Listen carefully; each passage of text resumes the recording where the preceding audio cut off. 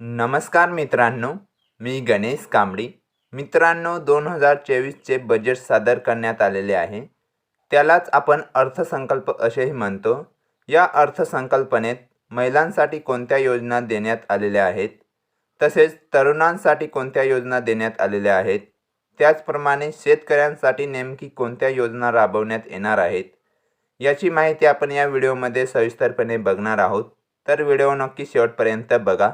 आणि आपल्या चॅनलवर जर तुम्ही नवीन आला असाल तर मराठी ऑनलाईन माहिती या यूट्यूब चॅनलला सबस्क्राईब करून ठेवा, म्हणजे तुम्हाला अशाच प्रकारच्या नवनवीन व्हिडिओ बघायला भेटत राहतील. चला तर मग व्हिडिओला सुरुवात करूया.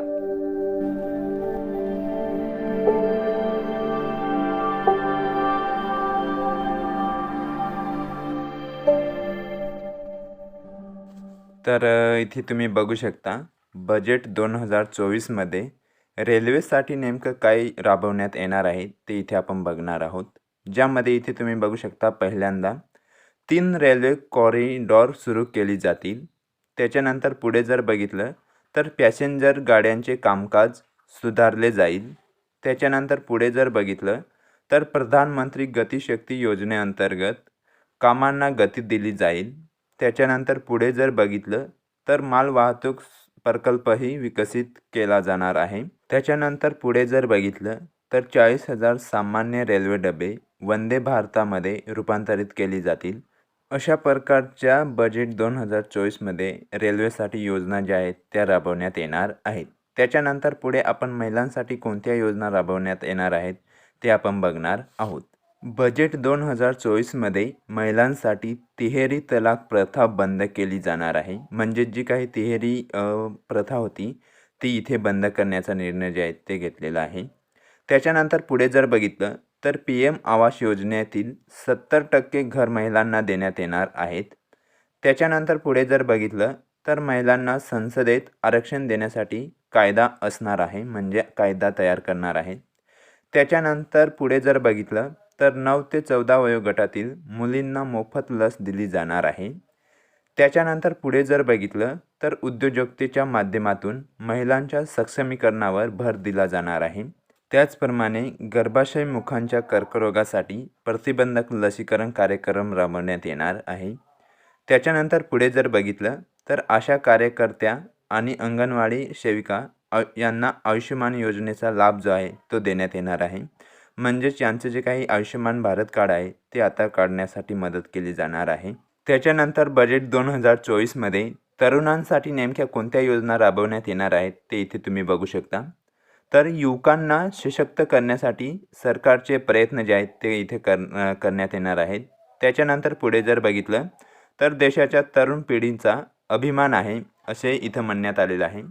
त्याच्यानंतर पुढे जर बघितलं तर स्किल इंडिया मिशन अंतर्गत 1.4 कोटी तरुणांना प्रशिक्षण देण्याचे जे आहे ते इथे आलेलं आहे. त्याच्यानंतर पुढे जर बघितलं तर तरुणांच्या उद्योजकीय आकांक्षांना चालना प्रधानमंत्री मुद्रा योजनेअंतर्गत 43 कोटी कर्ज मंजूर जे आहे ते इथे करून देण्यात येणार आहे. त्याच्यानंतर पुढे बजेट 2024मध्ये मत्स्य व्यवसायासाठी कोणत्या योजना राबवण्यात येणार आहेत ते इथे तुम्ही बघू शकता. तर 5 इंटिग्रेट अक्वा पार्क उभारले जातील. त्याच्यानंतर पुढे जर बघितलं तर प्रधानमंत्री मत्स्य संपदा योजना म्हणजेच PMMSY ची अंमलबजावणी केली जाईल. त्याच्यानंतर पुढे जर बघितलं तर सध्याच्या 3 ते 5 टन प्रति हेक्टर मत्स्यपालन उत्पादकता वाढवण्यासाठी प्रयत्न जे आहेत ते इथे करण्यात येणार आहेत. त्याच्यानंतर पुढे जर बघितलं तर 1 लाख कोटी रुपयाची निर्यात दुप्पट होईल आणि नजीकच्या भविष्यात 55 लाख रोजगारांच्या संधी निर्माण ज्या आहेत त्या इथं होणार आहेत. त्याच्यानंतर बजेट 2024मध्ये शेतकऱ्यांसाठी नेमकी कोणत्या योजना राबवण्यात येणार आहेत ते इथे तुम्ही बघू शकता. तर ज्यामध्ये पहिल्यांदा सांगण्यात आलेलं आहे PM किसान योजनेतून 11.8 कोटी शेतकऱ्यांना सरकारने मदत जी आहे ती करण्यात आलेली आहे. त्याच्यानंतर पुढे जर बघितलं तर दुग्ध उत्पादक शेतकऱ्यांना मदत करण्यासाठी सरकार योजना आणणार आहेत. त्याच्यानंतर पुढे जर बघितलं तर 4 कोटी शेतकऱ्यांना प्रधानमंत्री पीक विमा योजनेचा लाभ जो आहे तो दिला जाणार आहे. त्याच्यानंतर पुढे जर बघितलं तर प्रधानमंत्री किसान सन्मान निधीची रक्कम थेट शेतकऱ्यांच्या बँक खात्यामध्ये जी आहे ती जमा केली जाते. त्याच्यानंतर पुढे जर बघितलं तर शेतीसाठी आधुनिक साठवणूक आणि पुरवठा साखळीवर भर जो आहे तो देण्यात येणार आहे. त्याच्यानंतर पुढे जर बघितलं, सरकार मोहरी आणि भुईमूग लागवडीला अधिक प्रोत्साहन जे आहे ते इथं देणार आहे. त्याच्यानंतर मत्स्यपालन योजनेला चालना जी आहे ती इथं देण्यात येणार आहे. त्याच्यानंतर पुढे जर बघितलं तर सागरी खाद्य निर्यात दुप्पट करण्याचे लक्ष्य जे आहे ते इथं घेण्यात आलेलं आहे. त्याच्यानंतर पुढे जर बघितलं तर सरकार 5 इंटिग्रेट अक्वा पार्क जे आहेत ते इथं उघडण्यात येणार आहेत. त्याच्यानंतर पुढे जर बघितलं तर 80 कोटी लोकांना मोफत धान्य वाटप जे आहे ते इथे देण्यात येणार आहे. त्याच्यानंतर पुढे जर बघितलं तर तेलबियांच्या बाबतीत देश आत्मनिर्भर होणार आहे असं पण इथं म्हणण्यात जे आहे ते आलेलं आहे. तर तुम्हाला व्हिडिओ आवडला असेल तर लाईक करा आणि आपल्या जवळच्या मित्रांना नातेवाईकांना नक्की शेअर करा. तुमचे काही प्रश्न असतील तर आम्हाला कॉमेंट बॉक्समध्ये विचारू शकता. आम्ही तुमच्या प्रश्नाचे नक्कीच उत्तर देण्याचे प्रयत्न करू.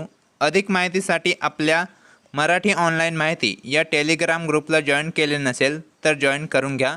आपल्या चॅनलवर जर तुम्ही नवीन आला असाल तर मराठी ऑनलाईन माहिती या यूट्यूब चॅनलला सबस्क्राईब करून ठेवा आणि समोरील बेल आयकॉनला दाबायला विसरू नका, जेणेकरून आम्ही सोडलेल्या प्रत्येक व्हिडिओची नोटिफिकेशन तुम्हाला लवकर पोहोचेल.